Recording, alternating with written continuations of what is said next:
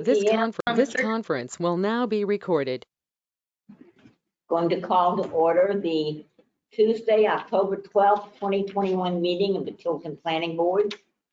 And the only order we have for business tonight is a minor lot line adjustment. It's Hill Road, map U01, lot 19, 20, 21, and 22. It's between four parcels to clear up numerous easements located on the four parcels. And I think you have an application in front of you. Or to review. Make a motion to bring the application to the floor for perusal. Second. All in favor? Aye. All right. Take a look at it.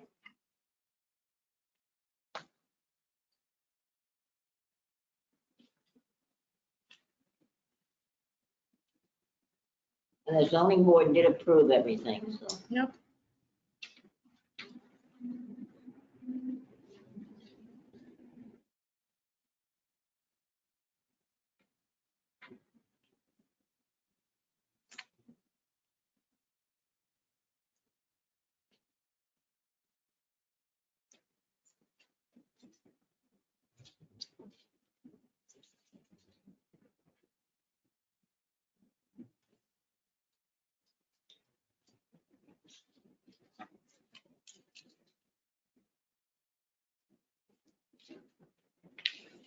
All right, seems to be complete.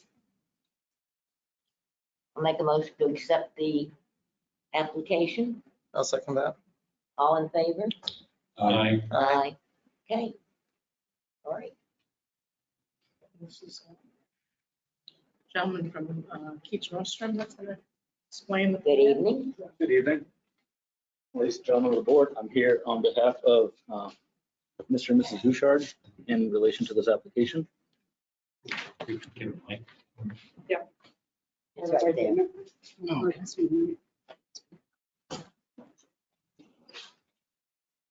Good evening, board. My name is Joshua Bryan. I'm with Keach Nordstrom Associates.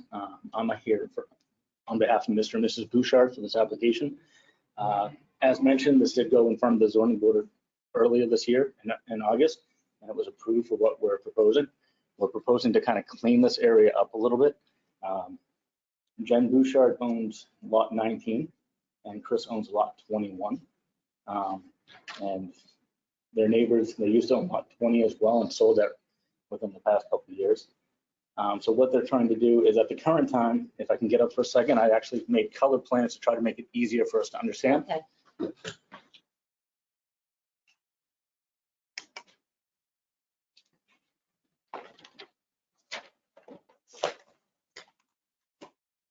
Currently, what we have is kind of the mishmash of how the lots look. This lot, the yellow didn't come out as well as I was hoping for, but the condo association right here has this piece and that piece with an easement going to lot 21. Lot 19 right here owns this whole area plus an area that swings around lot 20 in order to have water access. And there's a 12-foot easement coming through here. So what we're explaining or trying to do here is the purpose is to take parcel A, which is the easement leading to lot 21, and give it to lot 22 itself. And in return, parcel B, this small triangle here, will be then given to lot 21. When we keep going on, parcel C up here, which is on the back of lot 19 right here, will become part of lot 21. And this area of easement to get waterfront from lot 19 will be totally removed and given to lot 20. So as you can see, it's right on here, the green surrounds. The purple lot's the only one that's somewhat clean. And this yellowish lot here, this lot in yellow here comes up, cuts through as an easement here. Now, if you bear with me for a second.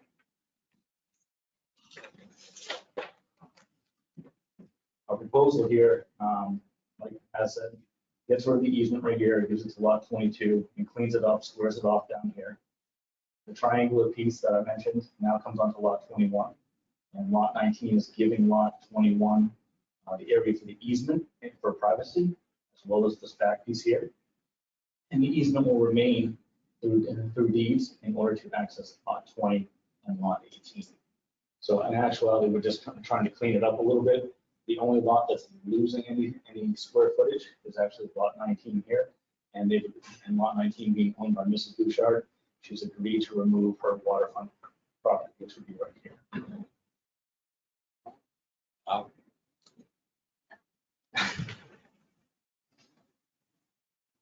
Is there any questions while I'm at the plan here or not? Anybody have any questions? Johnny? No. Okay.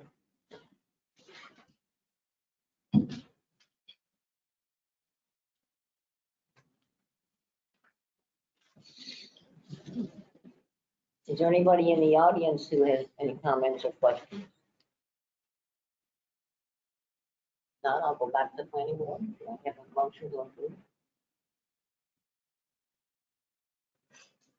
I'll make a motion to approve planning board case 21-16 and the minor lot line adjustments of map U01, lot 19, 20, 21, and 22 as described. Is there a second? Second. All right, all in favor? Aye. Aye. Aye. Thank you. Thank you very much, folks. Thank you. So Josh, you'll get me a final plan. I will get you a final plan, Mylar as well, Mylar and paper. I'll have both of them brought up to you, or I'll probably hand deliver them to you this week. I don't have to change the sign them. Next. So we'll just need to check with the Yeah. registry. Yep. Unless I have to leave here. I think so. That's the only one I have. Thank you, everybody, for your time tonight. Thank you. Thanks, Have a Josh. great night. All right, the next order of business are minutes. For September 28th, 2021. Has everybody had a chance to review them? Does anyone make a motion? Yes, on page 3 of 4, part of that motion was also no additional runoff onto, off of the property. I think I might have put that in the decision. I'll look at the decision. Yeah, We should I put in looked the it up. It was at 1620 in the time. Can you check that? Because if it's not in the minutes, sometimes if it came up in the future. Yeah, we'll put it, we'll add it to the Okay, minutes. all right. sorry, could you say it again? One of the conditions was no additional runoff onto the abutter's property. Jason property. Jason.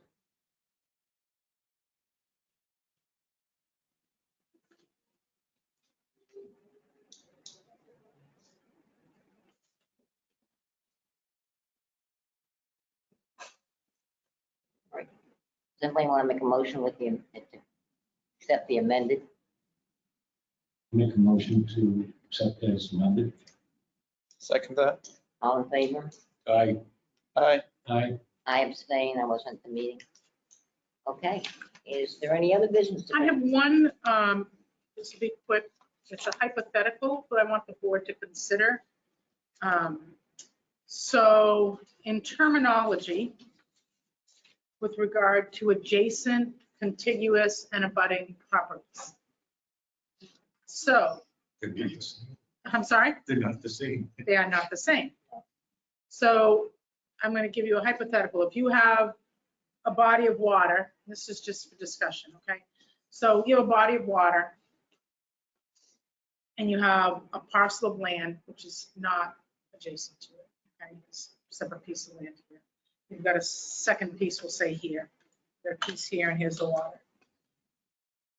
And now you've got a brook that runs down these properties and obviously eventually dumps in the river, right? So for it to be adjacent, right? So the ordinance says that any water source, I believe, which is adjacent to a major water is considered, you have to have 100 feet from that water. Okay? Now, granted, this brook is obviously contiguous, runs all the way down and connects to here. Now, there's a railroad bed, right? So you got a culvert under the railroad. So that's a break in the stream, or not. Would you consider that an adjacent to the open water, contiguous? It's all interpretation because the ordinance doesn't say it's adjacent. Is that brook adjacent? Is that brook adjacent to this water body? And for how long? Like the brook can run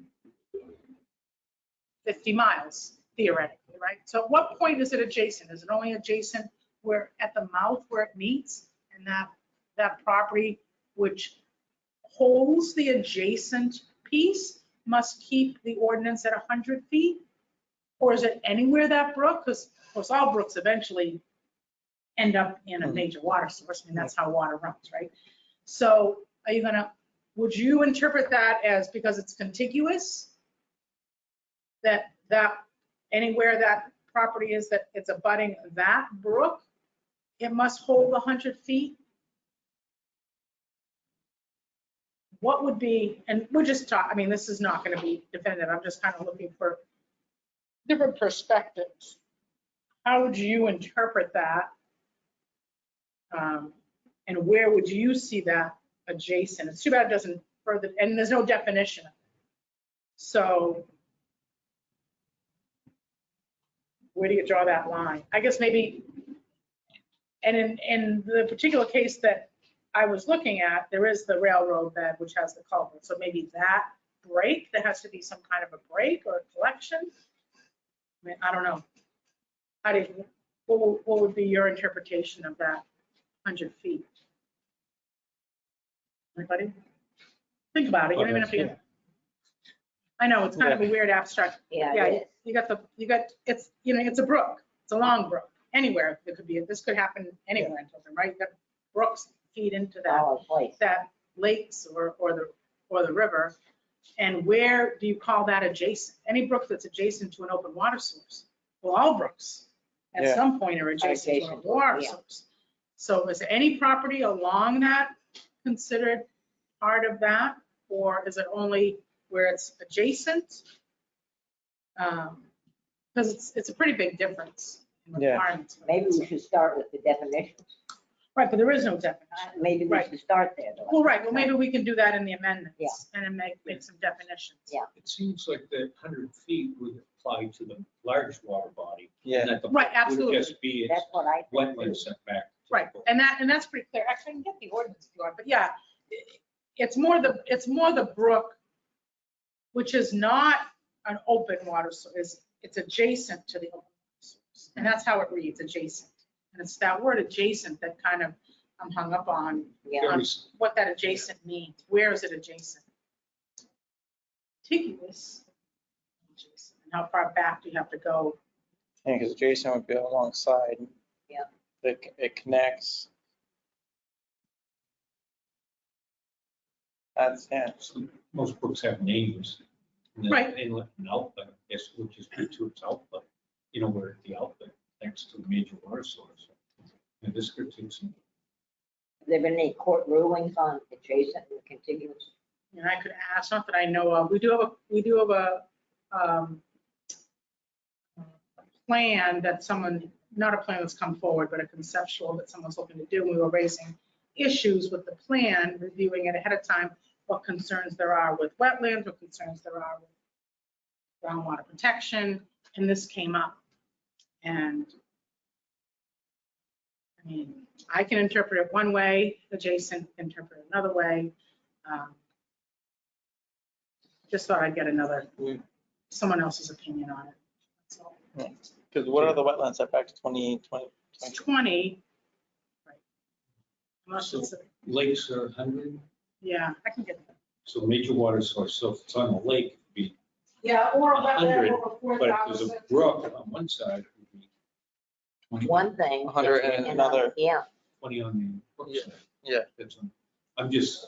Is there any definitions of seasonal brooks and brooks that are run continuously? Does that No. make a difference? No, it just says, Because, you know, there's some of them just Or in the wet season. are active when it's raining. Yeah. Or I during have one the, by my house. yeah, during this the is- spring runoff. right, in this particular case, it's definitely a brook. Okay. I don't think anyone questions that it's not a brook. It's just, is it 20 feet from the brook? So here's the wetland conservation district includes surface water, wetlands, buffers. So the wetland conservation district is surface waters, which would be your lakes. Wetlands, buffers 100 feet around bogs over 1,000 square feet. Vernal pools over 500 square feet. Wetlands of any size adjacent to an open water. Next to. And all other wetlands over 40,000 square feet. Well, this was. So I guess maybe it's in the definition of a brook versus wetlands. Yeah, That's what I was saying. That, you know, it seems to be like a wet, so if you have a lake and then it goes into like Silver Lake, Yep. for instance, and then it goes into the, Right, but a brook is a wetland, right? Like it's like with the pipe, we couldn't have Yes. anyone dumping into a brook because that's considered a protected wetland, right? well, wetlands include brooks or? Yes, wetlands include brooks. So there's no definition of a brook. There's a bog.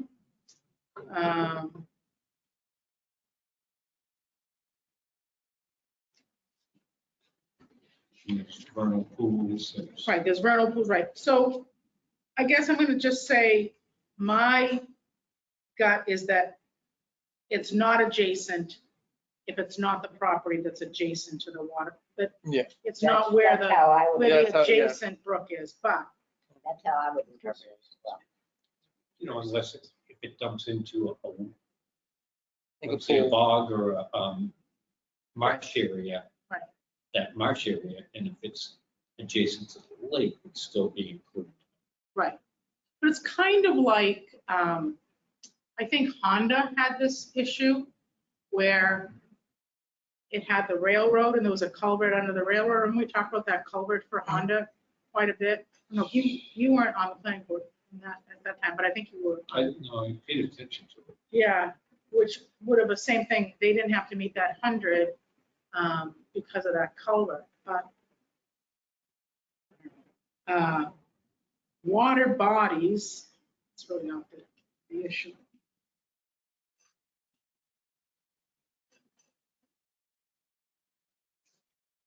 Wetlands of any size adjacent to an open water needs 100 feet. And all of the wetlands over 40,000.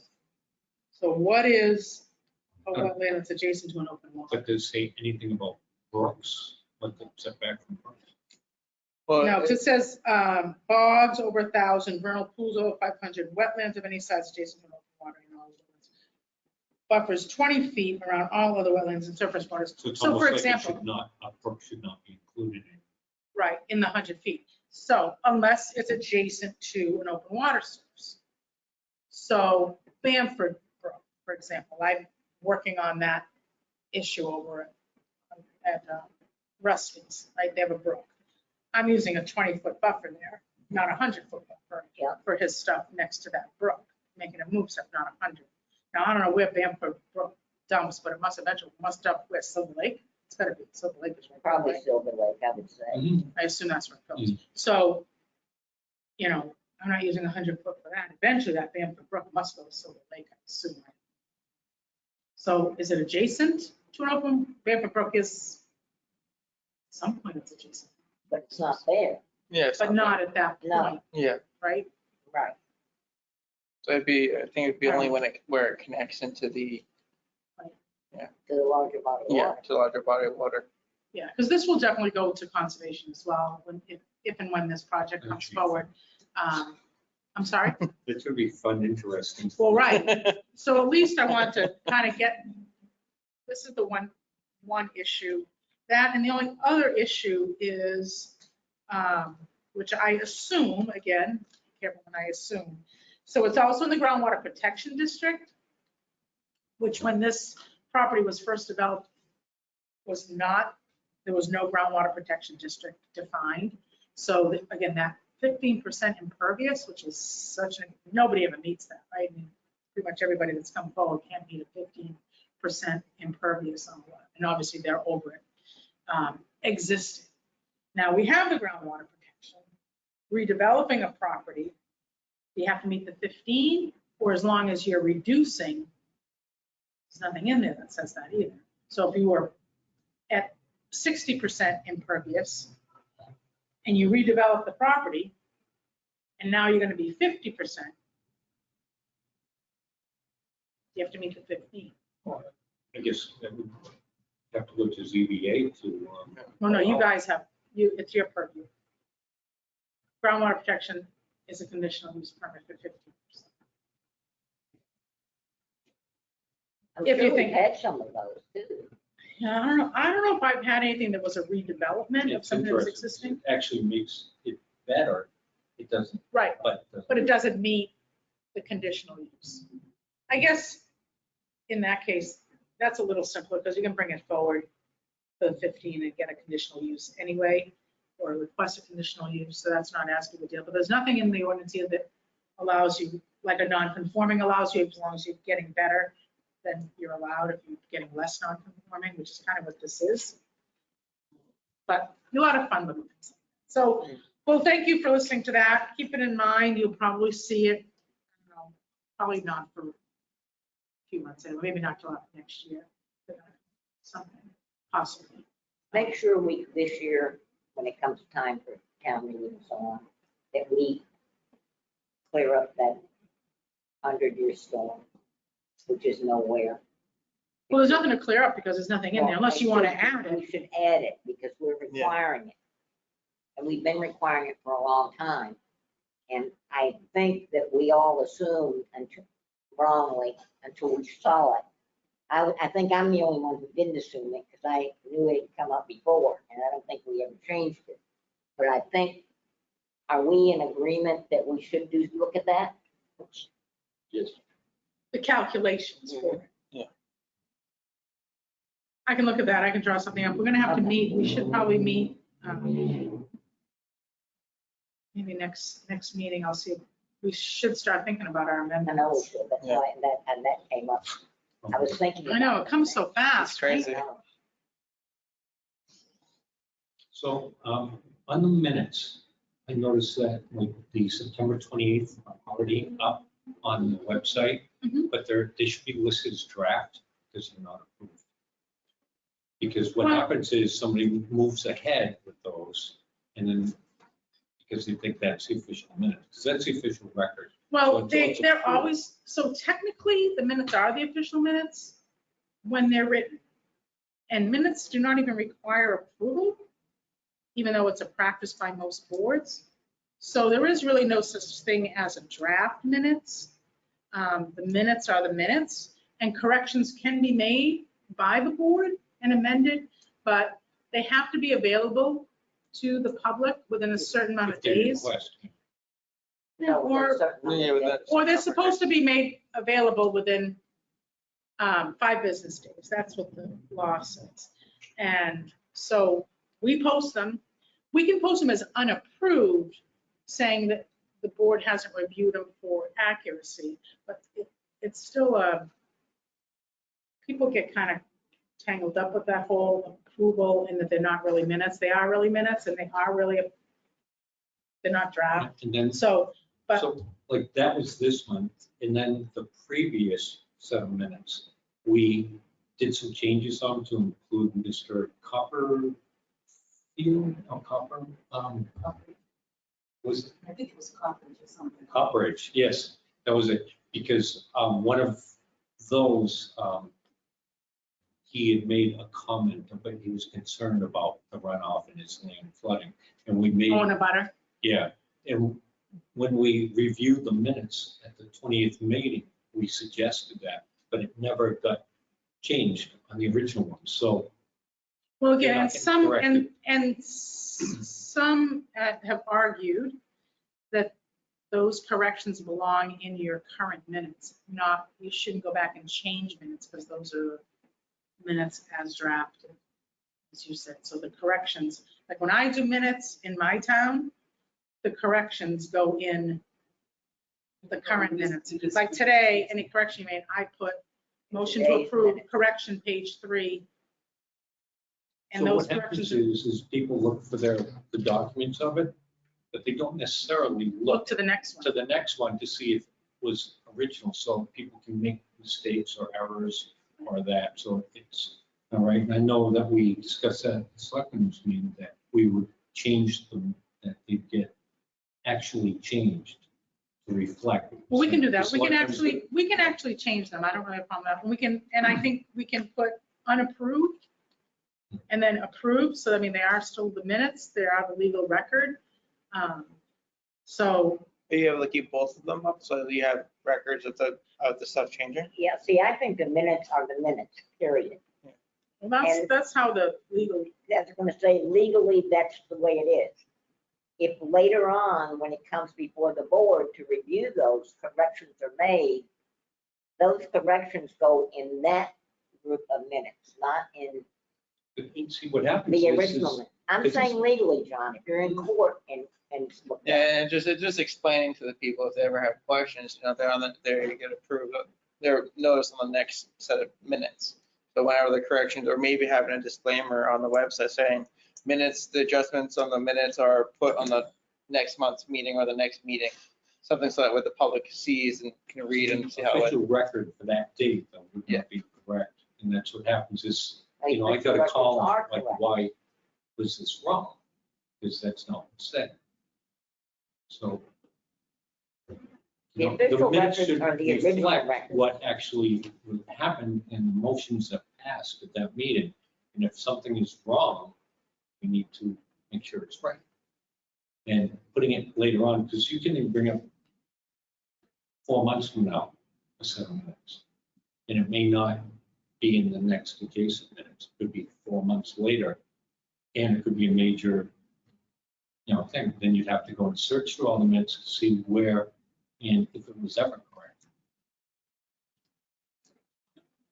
well, we'll do, I mean, that's how I understand the legal aspect. I can do it any way this board. I would recommend we put unapproved and approved, not draft, because draft makes it think like they're not in the minutes. Yeah. We can put that they have not been approved. And as far as if you want corrections made in the old minutes, we can do that. We can put it in both. We can track change it. Changes. Saying that on the old minutes, saying that it changed on this meeting, it was amended on this meeting here, and backtrack it back.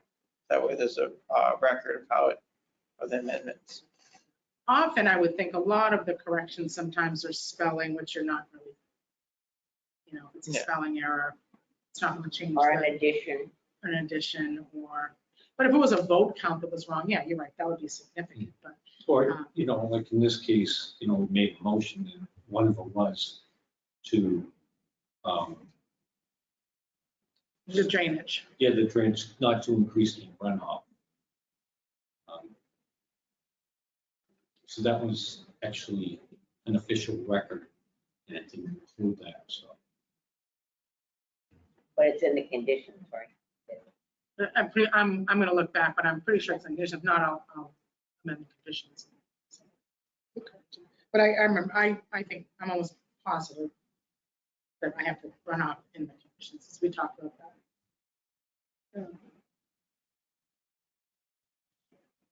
And a lot of places know that the next meeting is when you look if there's, is when they're approved.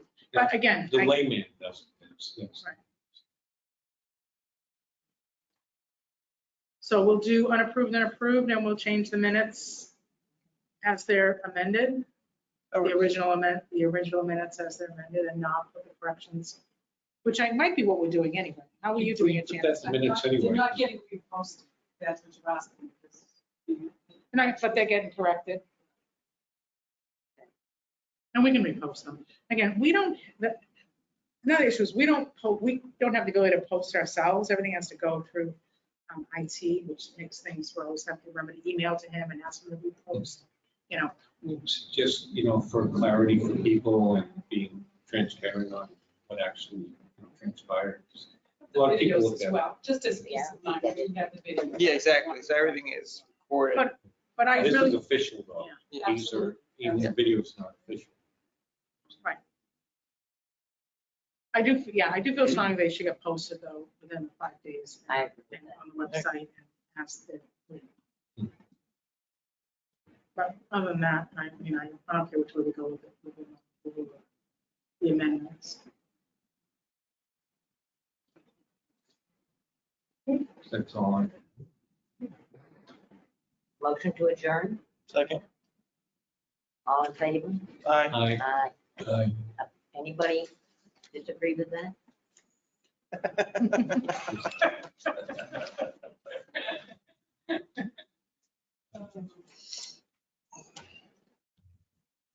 All right. That was short and sweet. Yeah. Anything coming up?